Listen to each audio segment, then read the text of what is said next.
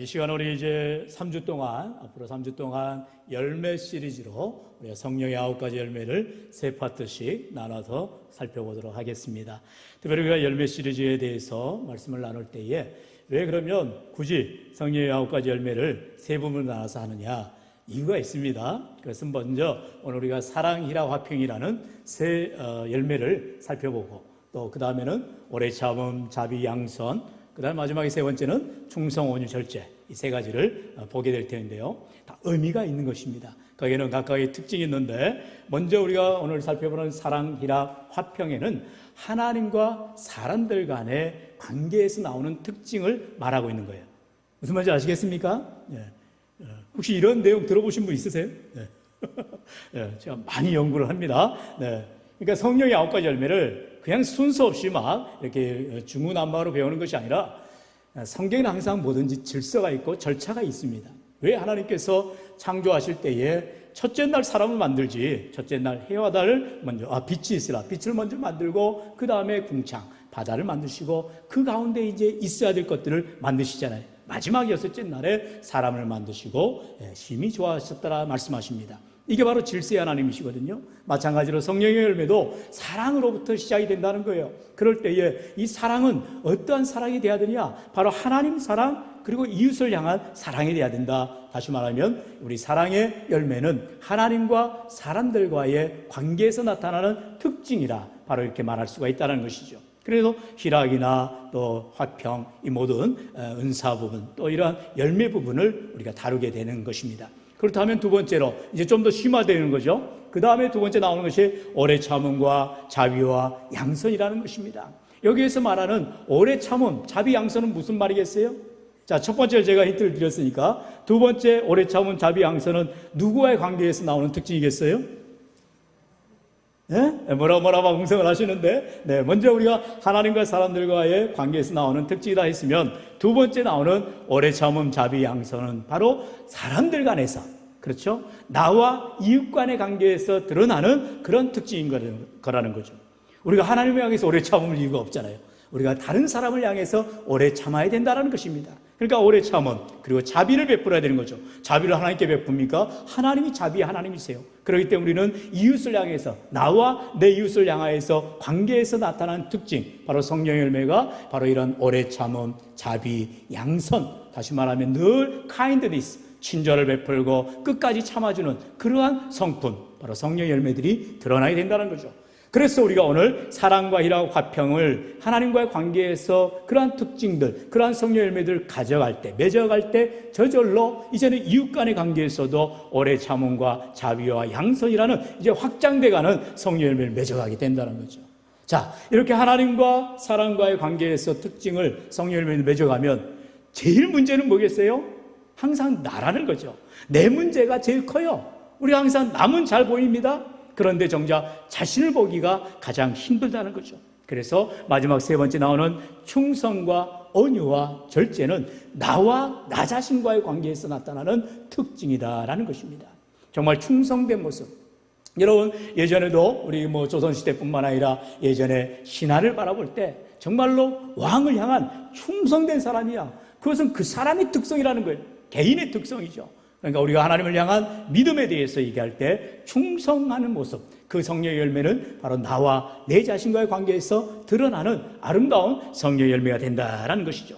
온유도 마찬가지입니다. 절제도 마찬가지예요. 우리가 이렇게 이제 3시간을 걸쳐서 말씀을 좀 더 구체적으로 살펴볼 텐데, 여러분이 정말 먼저 내가 하나님과 사람들과 관계에서 드러나는 귀한 성령의 열매인 사랑과 희락과 화평, 그리고 하나님을 통하여서 얻게 된 그 성품을 가지고 이제는 나와 이웃과의 관계에서 드러나야 되는 오래 참음, 자비와 양선, 오자양, 양선까지 믿음으로 나가야 되고요. 그리고 마지막으로 이제 나와 내 자신과의 관계에서 드러나는 바로 충성, 온유, 절제, 이러한 성품까지 발전해 나가는 저와 여러분 될 수 있기를 축원합니다.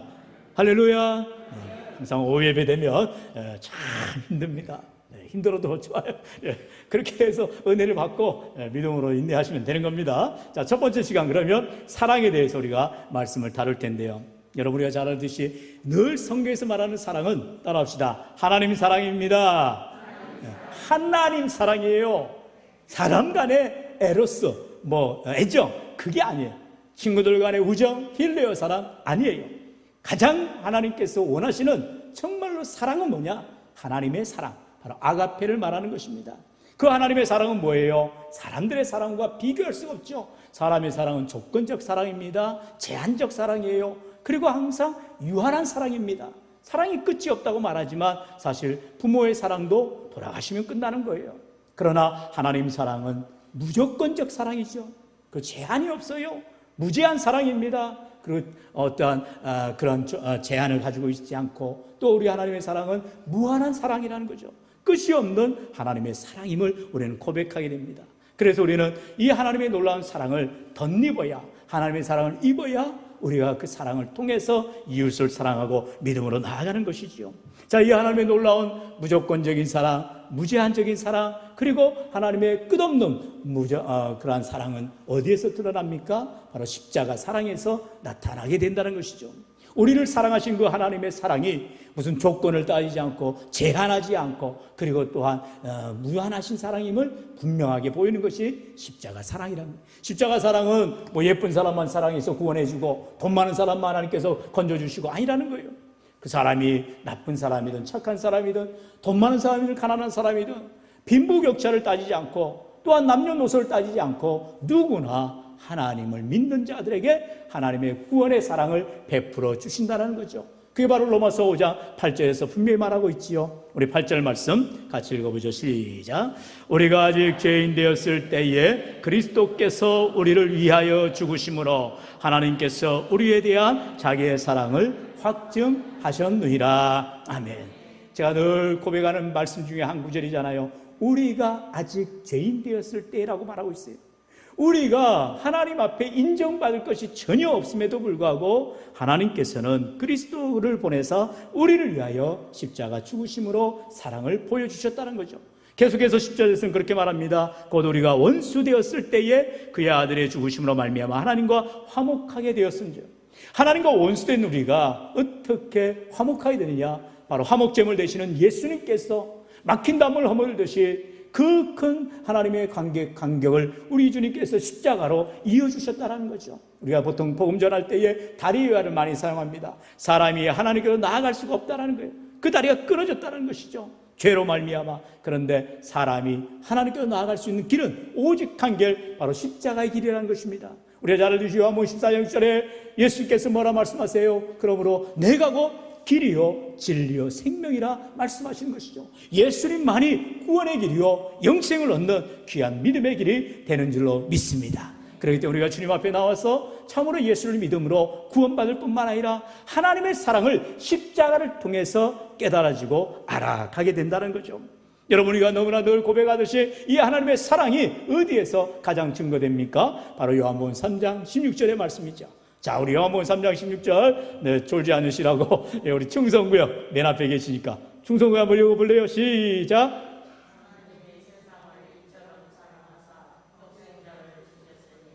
이는 그를 믿는 자마다 멸망하지 않고 영생을 얻게 하려 하심이라. 아멘. 할렐루야. 김종호 목사님 노래로 불러봐요. 노래로. 이제 다다음 주에 우리 찬양 예배 드릴 건데 이런 걸 노래로 하면 참 좋잖아요. 하나님이 세상을 이처럼 사랑하사 독생자를 주셨으니 누구든지 예수 믿으며 멸망하지 않고 영생을 얻으리로다. 요한복음 3장 16절. 할렐루야. 또 이런 노래도 있잖아요. 우리 찬양할 때 도르르 갑자기 목에 핏대를 세우면 누군가 졸고 계시다는 뜻입니다. 네. 여러 찬양이 있어요. 이따가 구역별로 모이셔가지고 쉬운 찬양, 짧은 찬양을 하면 안 됩니다.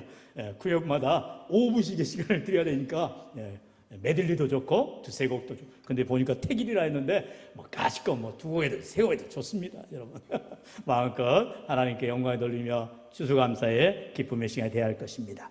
우리가 이렇게 찬양으로도 또 암송으로도 요한복음 3장 16절을 애우는 것, 가장 중요한 메시지라는 거죠. 성경을 정말 엑기스 중에 엑기스, 짜고 짰을 때 가장 중요한 구절이 뭐라고요?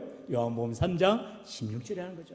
하나님이 세상을 이처럼 사랑하셨다. 하나님의 사랑이 어디에 드러나느냐? 바로 우리를 멸망시키지 않고 예수님을 믿는 자마다 구원을 얻게 하신다는 이 하나님의 사랑을 우리로 하여금 깨닫게 해주신다는 것입니다. 그래서 우리가 이런 하나님의 사랑을 경험하면, 하나님의 사랑을 체험하면 이제 우리들도 주님을 향한 놀라운 사랑에, 그 무조건적인 사랑에, 무제한적인 사랑에 주님 앞에 감사하며 우리들도 마음을 다해 사랑하게 된다는 것이죠. 그게 바로 예수님이 말씀하신 두 가지의 경영, 바로 가장 큰 계명을 말씀하고 있어요. 마태오 22장 37절로 38절에 말씀하지요. 우리 37절, 38절 같이 읽어볼까요? 시작. 예수께서 이르시되 내 마음을 다하고 목숨을 다하고 뜻을 다하여 주 너의 하나님을 사랑하라 하셨으니 이것이 크고 첫째 되는 계명이요. 아멘. 사랑하는 성도 여러분, 성경에서 첫째 되는 계명이 뭐냐? 하나님을 사랑하라는 것이죠. 그런데 어떻게 사랑하라고요? 마음을 다하고 목숨을 다하고 뜻을 다하여, 또 다른 번역서에는 힘을 다하여 그렇게 사랑하라 말씀합니다. 최선을 다하여 하나님을 사랑하라는 거죠. 그 하나님의 사랑이 어떻게 드러납니까? 때로는 믿음으로, 기도로, 봉사로, 섬김으로 나타나게 돼 있다는 것이죠. 하나님을 사랑하니까 기도하게 되고, 하나님을 사랑하니까 섬기게 되고, 하나님을 사랑하니까 이번 주 우리 여전도의 이모님들 또 이렇게 긴장도 하게 되고, 땀 흘려 애를 쓰게 되고 헌신하게 된다는 거죠. 하나님 사랑 때문에 우리가 믿음으로 섬겨나가는 귀한 삶이 되시기를 축원합니다. 이제 그러한 사랑이 이제 하나님 사랑으로만 끝나는 것이 아니라 그 사랑은 이웃 사랑으로 확장돼야 한다는 것이죠. 그래서 예수님께서 이어서 39절 40절도 말씀하시죠. 바로 우리 39절 40절 같이 읽어봅시다. 시작.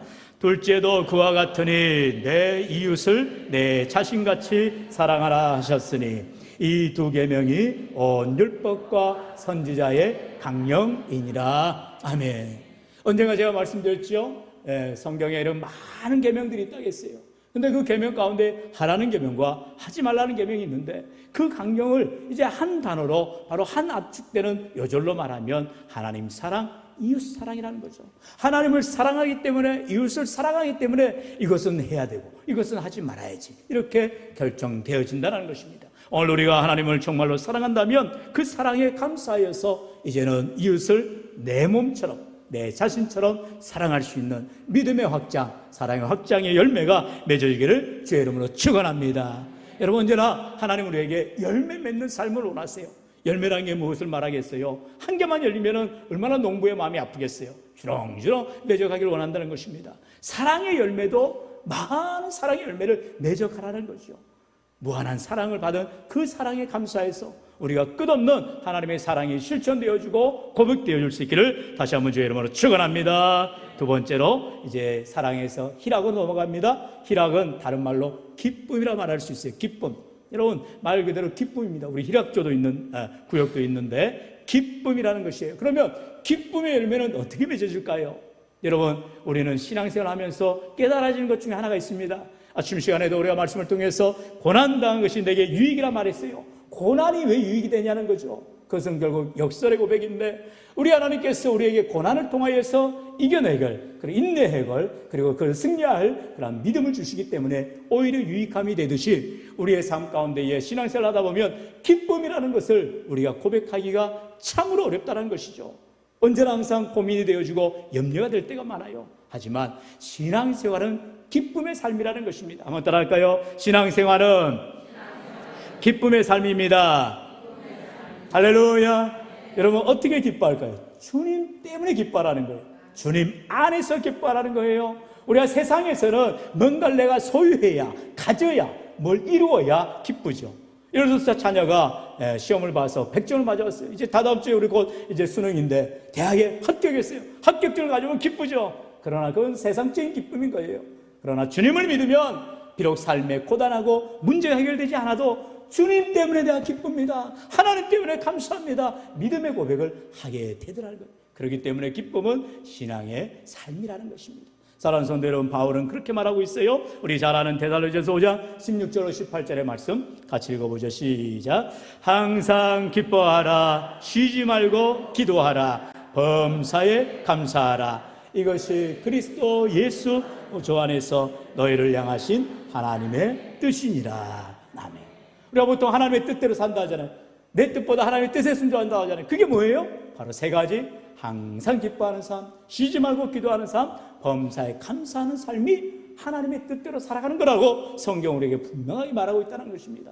우리가 어떻게 항상 기뻐할 수가 있겠어요? 그런데 성경은 주님 안에 있을 때, 다시 말하면 믿음 생활할 때에 언제나 기뻐하는 삶, 내가 사람을 바라볼 때, 남편을 바라볼 때, 아내를 바라볼 때, 자녀를 바라볼 때 온 상이 시끄러질 수 있지만 주님을 바라보면 기쁨이 나오고 감사가 나오고 연애가 되어지는 줄로 믿습니다. 이게 바로 성령을 통한 열매의 삶이라는 것이죠. 결국 우리가 성령을 받아야, 성령의 충만한 은혜를 받아야 우리가 기쁨의 삶, 바로 희락의 삶으로 나아가게 되는 것입니다. 그런데 우리 주님께서 분명하게 약속하죠. 요한복음 16장 22절에 지금은 너희가 근심하나 내가 다시 너희를 보리니 너희 마음이 기쁠 것이요 너희 기쁨을 빼앗을 자가 없으리라. 할렐루야. 예수님이 이제 지금 부활 승천하셔서 제자들을 떠나신다는 거예요. 그러나 그래서 예수님이 계시지 않아서 슬퍼하고 근심하지만 다시 주님 앞에 나아갈 때 바로 성령을 보내주시면 우리가 그 기쁨을 갖게 되는데, 마음이 기쁨을 갖는데 빼앗을 자가 없다는 것입니다. 성령이 함께 하시면 우리로 하여금 기쁨을 빼앗기지 않는 복된 인생, 하나님 앞에 영광 돌리는 귀한 삶이 되기를 주의 이름으로 축원합니다. 여러분 기뻐하는 삶이 되도록 여러분 기도하세요. 뭐 세상에서는 억지로 막 웃자고 합니다. 여러분 그게 말이 됩니까? 웃음은 연습으로 안 되는 거예요. 어떤 제가 예전에 한번 보니까 드라마에 어떤 사람이 자기를 이렇게 포커페이스를 하죠. 위장을 하기 위해서 웃는 연습하고 생각하고 마인드 컨트롤하고 절대로 안 됩니다. 사람은요 마음에 있는 것이 드러나게 돼 있어요. 그렇다는 내 안에 성령님이 계셔야 저절로 기쁨의 삶이 되어지고 감사의 삶이 되고 은혜의 삶이 되지 않겠어요? 이것은 성령의 열매의 결과라는 것입니다. 열매로 모든 것을 알 수 있다라고 우리 주님 말씀하셨어요. 그러므로 언제나 사랑의 감사의 열매, 또한 언제나 우리의 기쁨의 열매가 지렁지렁 맺어가기를 주의 이름으로 축원합니다. 이제 마지막으로 화평의 열매를 우리가 점검하도록 하겠습니다. 화평, 이 화평이라고 이제 우리가 번역이 되어 있는데 보통은 샬롬이죠. 우리 예수님의 평안함, 우리 주님의 평강. 그래서 이 화평이라는 단어가 평안이다, 평화다, 또는 평강, 그렇게 여러 단어로 번역될 수가 있습니다. 다시 말하면 화평의 열매가 무엇이냐? 주님이 나와 함께하니 주님의 평안, 주님의 평강이 우리와 함께하게 된다는 것입니다. 언젠가 말씀을 드렸어요. 편안함과 평안함은 완전히 한 끗 차이가 아니라는 거죠. 어마어마한 차이입니다. 세상 사람들은 편안한 삶을 원해요. 영어로 easy라고 하죠. 그래, 편안해라, 좀 편하게 쉬어라, 이렇게 보통 말하잖아요. 근데 그 편안함은 결국 안락함이고 내 몸이 편해지니까 노곤노곤해지고 결국 그것은 게을러지게 되는 것이죠. 그러나 평안함은 그것이 아니죠. 몸은 고단합니다. 힘듭니다. 고난을 당합니다. 오전 예배의 말씀에도 나온 것처럼 우리가 예수 때문에 고난을 당하지만 그 고난을 통해서 참된 평안, 주님이 함께하니 주와 함께 통행하니 기쁘도다, 감사도다 고백되어지다는 것입니다. 사랑하는 성도 여러분, 성령의 열매는 이처럼 세상이 주는 편안이 아니라 우리 주님이 주시는 참된 평안, 참된 평강이 가득하게 되는 줄로 믿습니다. 요한복음 14절 27절에 우리 주님 분명하게 말씀하지요. 우리 27절 같이 읽어보죠. 시작. 평안을 너희에게 끼치노니 곧 나의 평안을 너희에게 주노라. 내가 너희에게 주는 것은 세상이 주는 것과 같지 아니하니라. 너희는 마음에 근심하지도 말고 두려워하지도 말라. 아멘. 근심하는 삶, 염려하는 삶, 두려워하는 삶은 평안이 없을 때 드러날 수밖에 없어요. 예수님의 동행하시는 삶 가운데 있던 제자들이 이제 예수님이 안 계실 때 그들이 갈릴리 바다에서 풍랑 만나게 되었어요. 그때도 예수님은 항상 그 영혼들을 보고 계셨다는 거죠. 우리 주님께서 멀찍이에서 제자들이 풍랑 만나서 정말로 고통스러운 삶을 이어가는 것을 보시고 바다 위로 걸어오시더라는 거예요. 그때에 제자 가운데 베드로가 예수님을 바라보고 풍랑 가운데에서 걸어오시는 주님을 보고 처음에는 두려워서 유령인 줄 알았다는 거예요. 그러나 주님임을 다시 보게 되어지고 그가 주님 앞에 나아갑니다. 무리를 걷게 됩니다.